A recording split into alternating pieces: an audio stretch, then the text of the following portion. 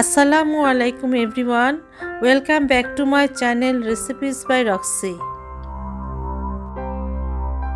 আজ আমি আপনাদের সাথে আমার খুবই প্রিয় একটি রেসিপি শেয়ার করতে চলে এলাম। আমার আজকের রেসিপি হলো চিংড়ি দিয়ে ঢেঁড়স আলু রেসিপি।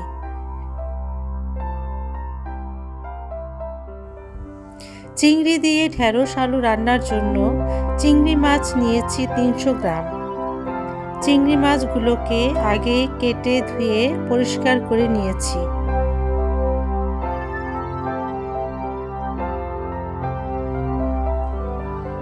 ঢেঁড়স নিয়েছি 700 গ্রাম। ঢেঁড়সগুলোকে আগে ধুয়ে পরিষ্কার করে নিয়েছি। ঢেঁড়সগুলোকে এখন কেটে নিব।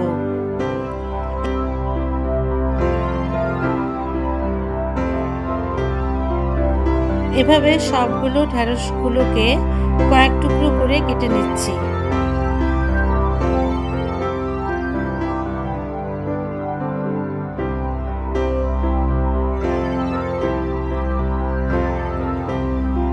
মাঝারি সাইজের 3টি আলু নিয়েছি। আলুগুলোকে খোসা ফেলে লম্বালম্বি করে কেটে নেব।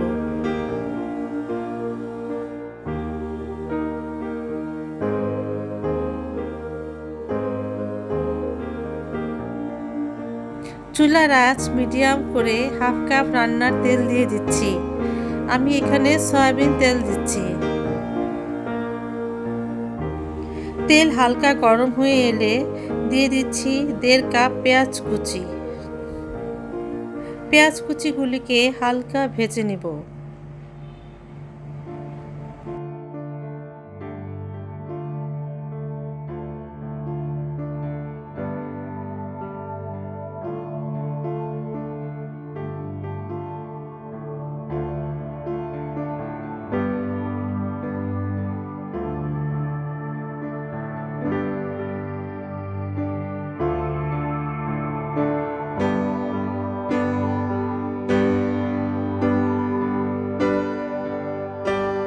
পেঁয়াজ কুচিগুলি যখন একটু নরম হয়ে আসবে তখন চিংড়ি মাছগুলো পেঁয়াজের মধ্যে দিয়ে দিচ্ছি।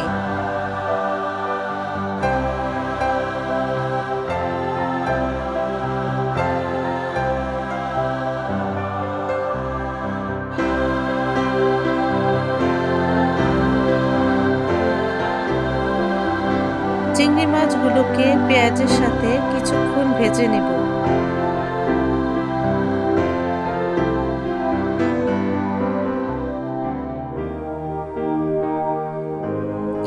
এরপর দিয়ে দিচ্ছি 1 টেবিল চামচ রসুন বাটা, 1 টেবিল চামচ আদা বাটা, মরিচের গুঁড়া 1 চা চামচ, 1 চা চামচ হলুদ গুঁড়া, 1 চা চামচ ধনিয়া গুঁড়া, 1 চা চামচ জিরা গুঁড়া। এরপর দিচ্ছি স্বাদ মতো লবণ। মশলা যাতে পুড়ে না যায় এজন্য হাফ কাপ পানি দিয়ে চিংড়ি মাছগুলোকে মশলার সাথে ভালো করে কষিয়ে নেব।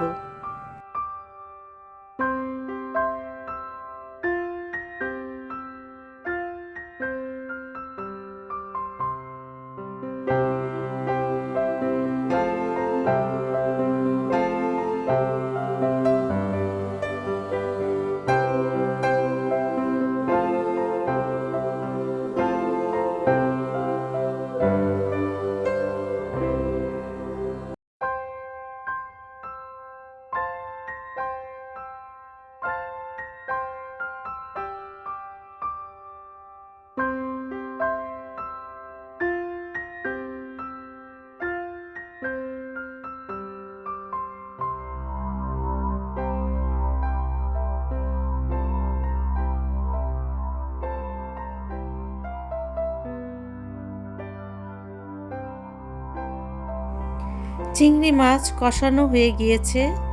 এখন কেটে রাখা আলু ও ঢেঁড়সগুলো দিয়ে দিচ্ছি।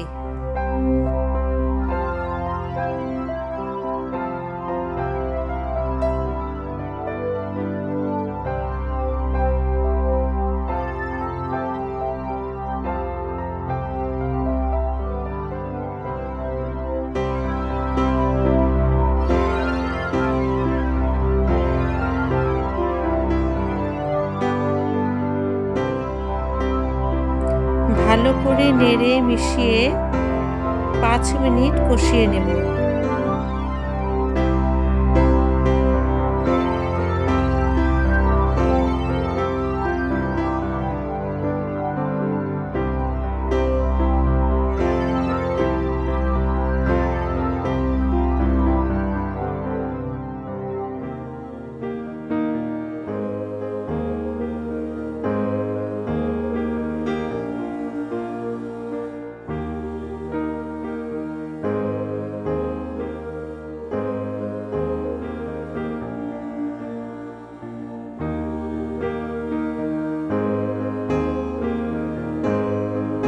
পাঁচ মিনিট পর 2 কাপ পানি দিয়ে ঢেকে দিচ্ছি।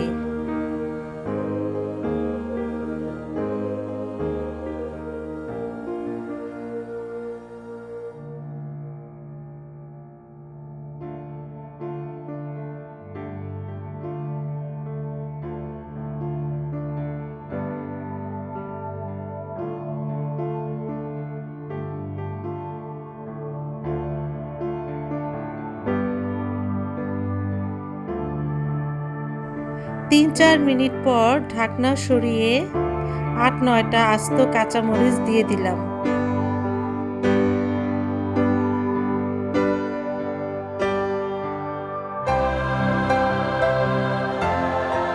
এখন আরো 5 মিনিট রান্না করে নিব।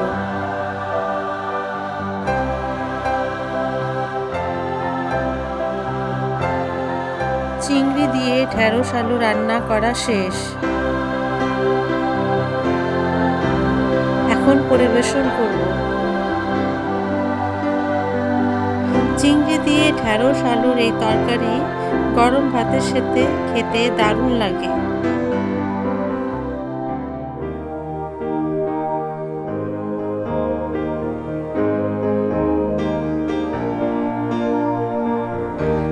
আমার আজকের এই রেসিপিটি কেমন লাগলো তা কমেন্ট করে জানাবেন। ভালো লাগলে লাইক ও বন্ধুদের সাথে শেয়ার করবেন। আর যারা আমার চ্যানেলটিকে এখনও সাবস্ক্রাইব করেননি তারা প্লিজ চ্যানেলটিকে সাবস্ক্রাইব করে পাশে থাকবেন। আপনারা সবাই অনেক ভালো থাকবেন। আল্লাহ হাফেজ।